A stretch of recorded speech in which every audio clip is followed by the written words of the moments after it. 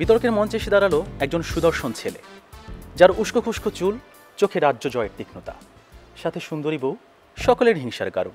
দর্শক গ্যালারিতে তখন পিনপতন নীরবতা, টিভি সেটের সামনে অসংখ্য উৎসুক চোখ। কে এই ছেলে? কারাই বা এই দম্পতি? ওগো প্রিয়তমা, বিশ্ববিদ্যালয় ক্যাম্পাসের চালচুলোহীন বেকার কবি সাহিত্যিক, যে ছেলেটিকে তুমি ভালোবেসে বিয়ে করেছিলে, আমি সেই ছেলে। মনে আছে সেদিন কবিতার ভাষায় বলেছিলাম, তোমাকে গোলাপ দেওয়া নিষিদ্ধ হলে রাজপথে নামুক তীব্র আন্দোলন, স্লোগানে স্লোগানে ঝাঁঝালো আবেগ জানাক আমাদের বিদ্রোহী প্রেম। তোমাকে ভালোবাসতে নিষেধ হলে তোমার আমার প্রেম ছাড়া আর কোনো বিশ্বযুদ্ধ থাকবে না এই ব্রহ্মাণ্ডে। তোমার বড়লোক বাবা মানে আমার শ্বশুর আব্বা সেদিন আমায় কটাক্ষ করে বলেছিলেন, এই ছেলে তো আকারহীন বেকার। অথচ তুমি বাবার সামনে দাঁড়িয়ে বলেছিলে, এই বেকার একজন আত্মনির্ভরশীল প্রেমিক, যে কিনা চাকরি পায় আর চাকরি ছাড়ে, অন্যায়ের সামনে করে না কোনো আপোষ, সে থেকে যায় আজন্মকালের বেকার। তাই যে কথাটি সেদিন বলতে পারিনি, সেই কথাটি আজ এই বিতর্কের মঞ্চে দাঁড়িয়ে বলতে চাই। চৌধুরী সাহেব, আমরা বেকার হতে পারি, কিন্তু আমরাও ভালোবেসে বিয়ে করতে জানি। আজ আমরাই সেরা দম্পতি। এই যে আমার পাশেই বসে আছে চাকরিজীবী দম্পতি, যার 9টা 5টা অফিস, বাসায় ফিরতে ফিরতে হয়ে যায় রাত। তখন ওদের ভালোবাসা হয়ে যায় লোডশেডিংয়ের বাল্বের মতো, প্রতি 2 মিনিটে 3 বার জ্বলে। এটা তো সবাই জানেন, এত কম সময়ের ভালোবাসায় সব কিছু হয় না, মন ভরে না, সংসার সুখী হয় না। অথচ সংসার জীবনে একজন বেকারই আসল স্বামী, প্রেমময় পুরুষ। বেকারের আছে অফুরন্ত সময়, তার ভালোবাসায় নেই কোনো সময়ের ব্যারিকেড। বেকারের ভালোবাসা চলতেই থাকে, চলতেই থাকে, মিনিট পেরিয়ে ঘন্টা, ঘন্টা পেরিয়ে দিন, মাস, বছর। ভালোবাসি বললে প্রিয়, লজ্জায় হও লাল, তোমার আমার এ বন্ধন থাকবে চিরকাল।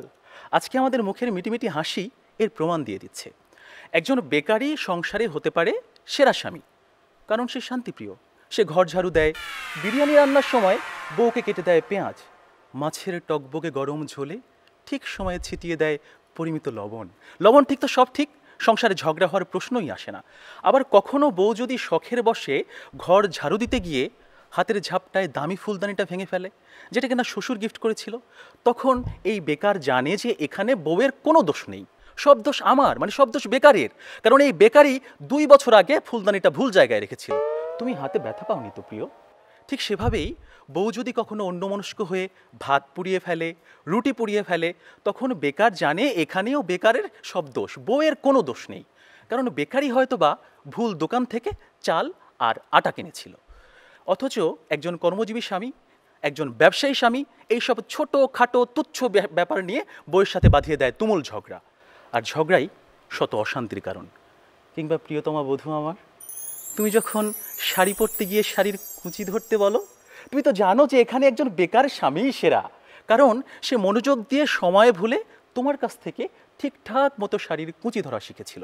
অথচ প্রমাণ আছে, একজন ব্যবসায়ী, একজন চাকরিজীবী চুল পড়তে পড়তে মাথায় স্টেডিয়াম স্টাক হয়ে গেলেও ঠিক মতো তারা শাড়ির কুঁচিই ধরতে পারে না।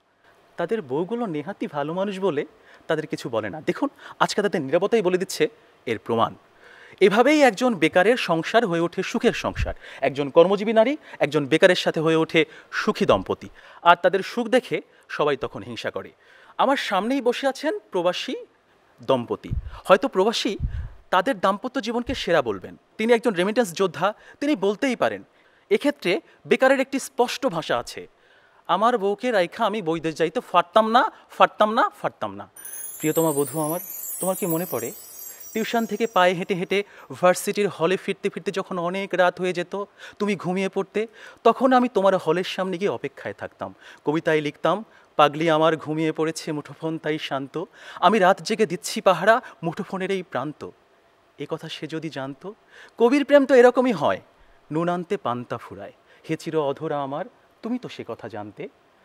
একজন বেকারি যুগে যুগে পৃথিবীর ইতিহাসে ছিল শ্রেষ্ঠ প্রেমিক, যে ছেলেটা ভালোবাসার জন্য মরুভূমির বুকে এঁকে দিয়েছিল প্রেমের কবিতা, যার ভালোবাসার মানুষটার বিয়ে হয়ে গিয়েছিল একজন ব্যবসায়ীর সাথে, তারপর মেয়েটা ধুকে ধুকে মরেছিল ভালোবাসার অভাবে। এ গল্প সবারই জানা, পৃথিবীর চিরন্তন দুঃখ লাইলি মজনুর প্রেম। আবার দেখুন, যে ছেলেটা ভালোবাসার জন্য নিজের প্রাণ দিয়ে 2টি ফ্যামিলির দ্বন্দ্ব মিটিয়েছিল শুধুমাত্র ভালোবাসার জন্য, সেই তো রোমিও, রোমিও জুলিয়েটের প্রেম। বাস্তবতার কাছে বেকারের প্রেম এভাবেই বারবার হেরে গেছে, কিন্তু এখন বেকাররা হারবে না, কারণ আজকের বেকার আগামী দিনের সফল উদ্যোক্তা, নিজের প্রতিষ্ঠা করা কোম্পানির সিইও, জনপ্রিয় কন্টেন্ট ক্রিয়েটর, সফল ফ্রিল্যান্সার। এখন আর সেদিন নাই ভায়া, এখন আর সেদিন নাই। এখন বেকার চাকরি করবে না, অন্যকে চাকরি দেবে। শুধুমাত্র জীবনের কঠিনতম সময়ে বেকারের একজন প্রেমিকাই হতে পারে তার কর্মজীবী স্বামী। এ তো ভালোবাসারই দাবি, বেকারের আছে ভালোবাসার শক্তি।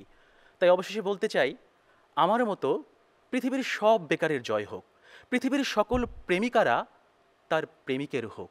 কারণ দাম্পত্য জীবনে সুখী হওয়ার জন্য একমাত্র উপায় হচ্ছে ভালোবাসা। রাজপথের মিছিলে নেমে আসুক ভালোবাসার বৃষ্টি, কণ্ঠে উচ্চারিত হোক মিছিলেও প্রেম হোক, কেটে যাক মোহ, তুমি সেজো ব্যারিকেড, আমি বিদ্রোহ।